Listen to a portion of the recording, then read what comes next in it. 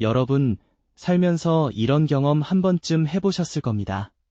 잘못된 걸 알면서도 차마 먼저 말을 꺼내지 못하는 그 답답한 순간. 지금부터 들려드릴 이야기는 241년 동안 그 누구도 감히 입 밖에 내지 못했던 조선 최대의 억울한 사연입니다. 그리고 그 침묵을 깬 사람은 다름 아닌 억울한 당사자의 후손, 임금 자신이었습니다. 왜 숙종은 자신의 조상이 저지른 잘못을 스스로 인정했을까요? 오늘 그 소름 돋는 진짜 이야기를 함께 풀어보겠습니다. 때는 1452년, 조선의 수도 한양, 12살짜리 소년이 왕위에 오릅니다. 바로 단종입니다. 어머니는 태어나자마자 세상을 떠났고 할아버지 세종대왕도 아버지 문종도 일찍 돌아가신 뒤였습니다. 세상에 홀로 남겨진 어린 임금이었죠. 그런 단종에게 믿을 사람이 한 명 있었습니다. 바로 삼촌, 수양대군이었습니다. 그런데 그 삼촌이 변했습니다. 1453년 수양대군은 쿠데타를 일으킵니다. 조정을 장악하고 이듬해인 1455년에는 조카 단종에게 왕위를 내놓으라고 압박합니다. 15살 소녀는 버텨낼 힘이 없었습니다. 결국 단종은 왕위를 내려놓고 상황으로 물러납니다. 삼촌 수양대군은 그렇게 왕이 되었는데 바로 세조입니다. 여기까지는 어느 정도 알려진 이야기죠. 그런데 진짜 비극은 여기서부터 시작됩니다. 1456년, 단종을 왕으로 다시 모시려는 신하들이 비밀리에 움직이기 시작합니다. 성삼문, 박팽년, 이계, 하위지, 유성원, 유응부 이 6명을 우리는 사육신이라고 부릅니다. 세종대왕 시절부터 나라를 위해 일해온 학자들이었고 의리와 충절을 목숨보다 소중히 여기는 선비들이었습니다. 이들은 세조를 제거하고 단종을 다시 왕좌에 올릴 계획을 세웠습니다. 그런데 발각됩니다. 잔인한 고문 끝에 이들은 처형당합니다. 거열형이라고 해서 몸을 찢어 죽이는 극형이었습니다. 가족들은 노비로 끌려갔고 그 이름들은 역적의 명패를 달고 역사에서 지워집니다. 이 사건으로 단종도 화를 피하지 못했습니다. 1457년 세조는 조카 단종을 노산군으로 강등시킵니다. 왕이 아니라 그냥 군, 즉 일반 귀족 수준으로 내려앉힌 것이죠. 그리고 강원도 영월로 유배를 보냅니다. 단종의 나이 고작 17이었습니다. 유배지로 떠나던 날 아내 정순왕후와 이별하는 장소가 청계천의 영도교였습니다. 맨발로 달려나온 정순왕후가 남편의 마지막 모습을 눈에 담은 다리, 그래서 영영 이별 다리라는 뜻으로 영도교라 불립니다. 두 사람은 그날 이후 다시는 만나지 못했습니다. 단종이 도착한 영월 청령포는 삼면이 강물로 둘러싸이고 뒤는 깎아지른 절벽인 곳이었습니다. 탈출도 외출도 불가능한 사실상의 감옥이었죠. 그 외로운 유배지에서 단종은 시를 씁니다.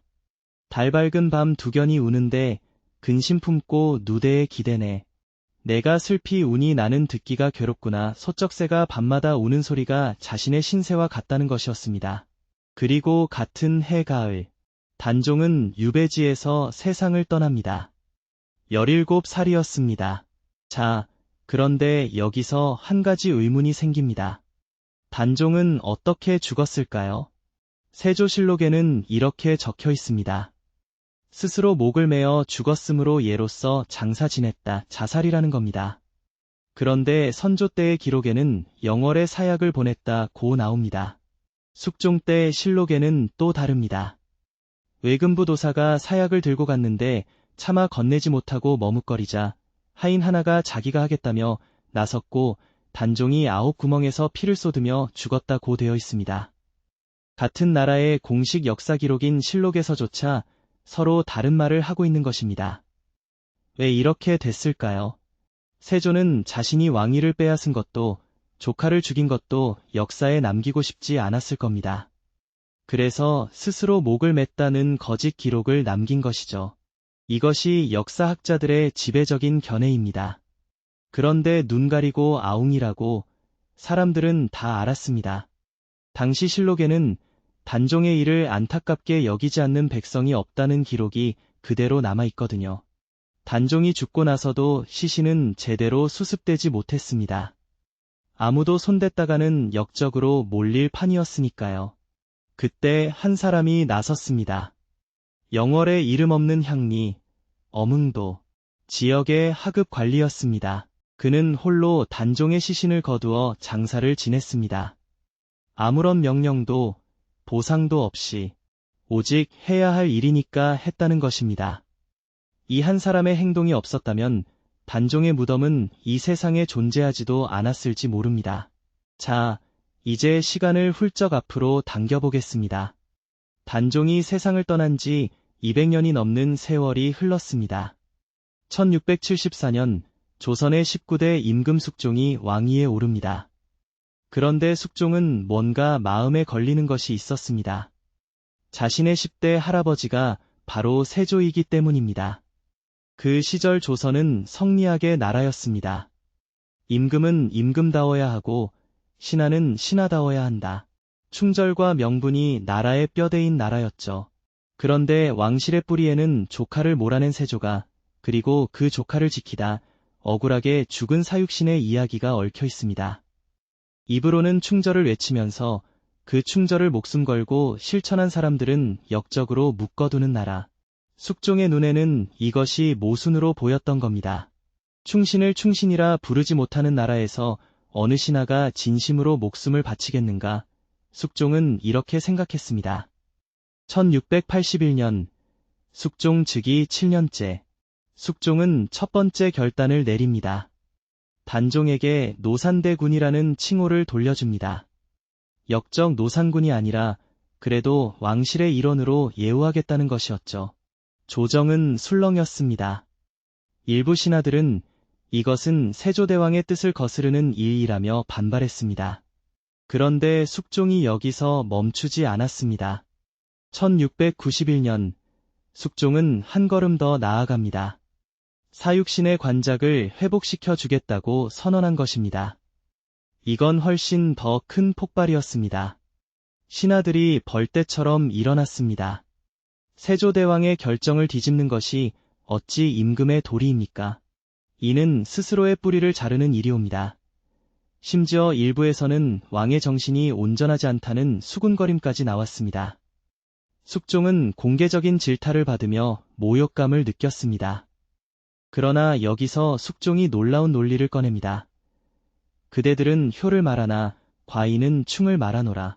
사육신의 절개는 조선이 받드는 성리학의 꽃인데 그것을 역모로 방치하는 것이야말로 국가의 정체성을 부정하는 일이 아닌가? 즉, 내가 세조를 부정하는 게 아니라 충신의 충절을 인정하는 것이다. 라는 논리였습니다. 반대파들의 입이 막혔습니다. 같은 성리학의 논리를 가지고 역공을 당한 것이니까요.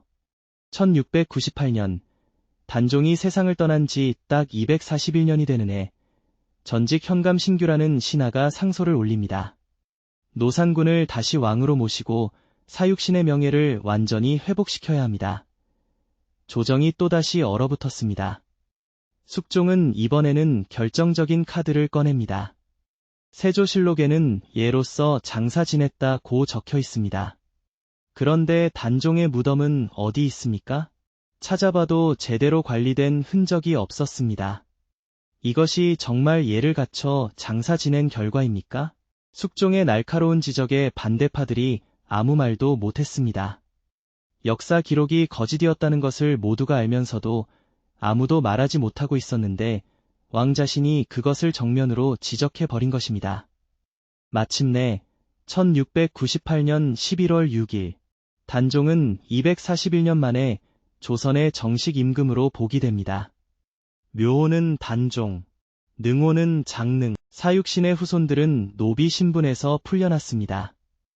역적의 자식이라는 굴레를 쓰고 숨어 살던 이들이 조상의 제사를 지낼 수 있게 되었습니다.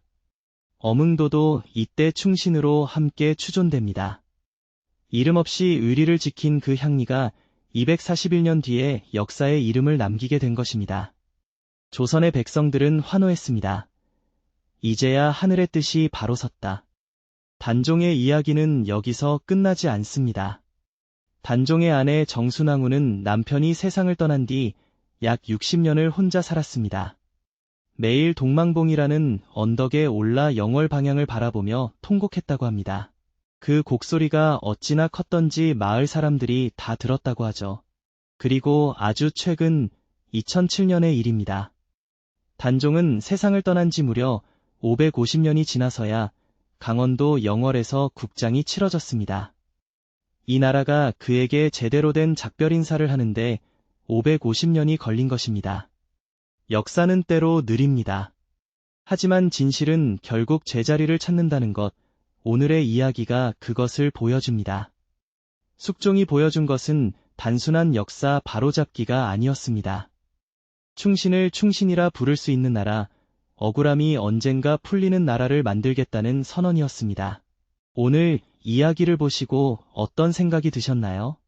댓글로 여러분의 생각을 남겨주시면 저에게 큰 공부가 됩니다.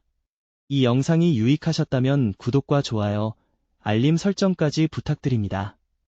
다음 시간에도 더 깊고 재미있는 역사 이야기로 찾아뵙겠습니다. 감사합니다.